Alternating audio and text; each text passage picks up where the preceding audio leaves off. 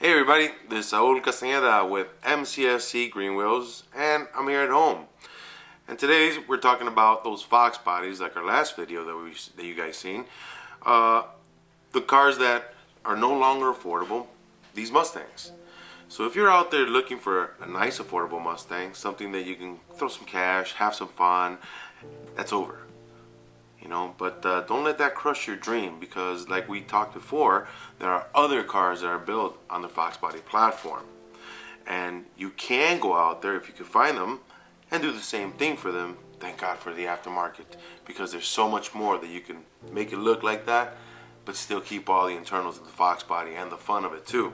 And for that, today we will talk about the Fairmont, part 1, guys. The Ford Fairmount was manufactured, obviously, by Ford Motor Company. It was built on the Fox body platform. The production year was 1977 all the way to 1983. They started it in 77, but they marketed it from 78 to 83. The car was classed as a compact vehicle with a wheelbase of 105.5 inches. Length was 193.8 inches, with a width of 71 inches, and a curb weight of 2,747 to about 2,959 pounds.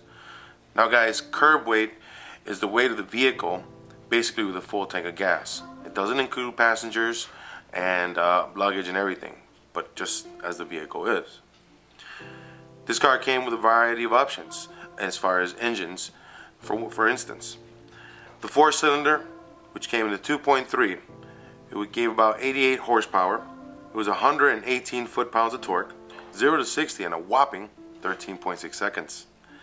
With a fuel economy of 26 mpgs, which made it a pretty good grocery getter.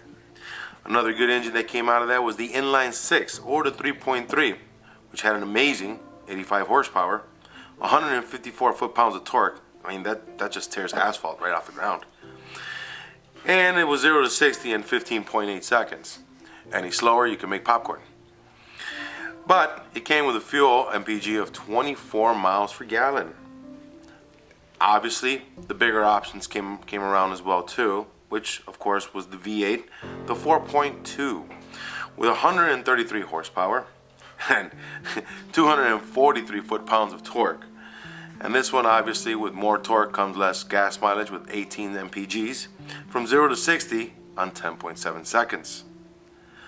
The ever so popular Fairmont came also with the ever so popular 5.0 engine, which is the 4.2 V8 with 115 horse, 195 foot-pounds of torque, 0 to 60 in 12.2 seconds, with mpgs of 21 miles per gallon. Transmissions were variations too. They had a 3-speed manual, they had a 4-speed manual, a 3-speed C3 automatic, a 3-speed C4 automatic, and obviously the 3-speed C5 automatic. So along with that, the Fairmont came in a 2-door setup. That to me is a very nice setup. It reminds me more of the Notchback, which is a box setup, and a lot of options to play with. Keeps it nice and short. Not only that, the weight ratio for all of us that build cars, and we do them for the race or to make them go faster. Weight ratio is a big deal. It's a power to weight ratio that we look for.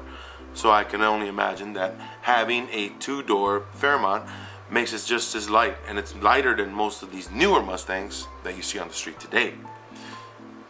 Not only with that, again, like I mentioned, the aftermarket. You can take that nice light Fairmont, drop a Coyote, drop a Terminator, do a Barra, because it's all so universal. The 4-door Fairmont, obviously, the sedan, much bigger, more space, not my favorite. But nevertheless, it can be a showstopper turned into a sleeper. No different with the 2-door or the Mustang. The aftermarket setup for these cars is typically the same. From the differential, you can switch up transmissions. Hell, you could drop the front cross member, drop a K member in there. Which will also lead me to walk into the wagon.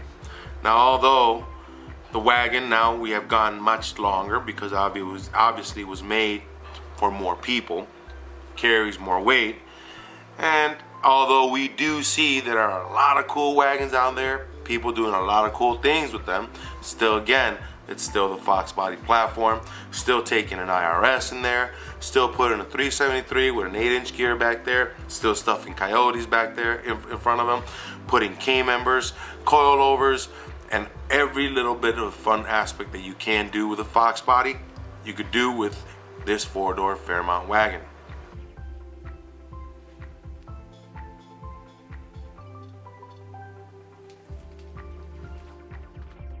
I want to thank everybody on our Instagram page. Go on there, give us some likes, follow us. More importantly, on our YouTube channel. Guys, don't forget to subscribe, give us some likes, throw us some comments, tell us what you like. Tell me if I'm wrong. Doesn't that Futura look like a notchback? See you guys soon.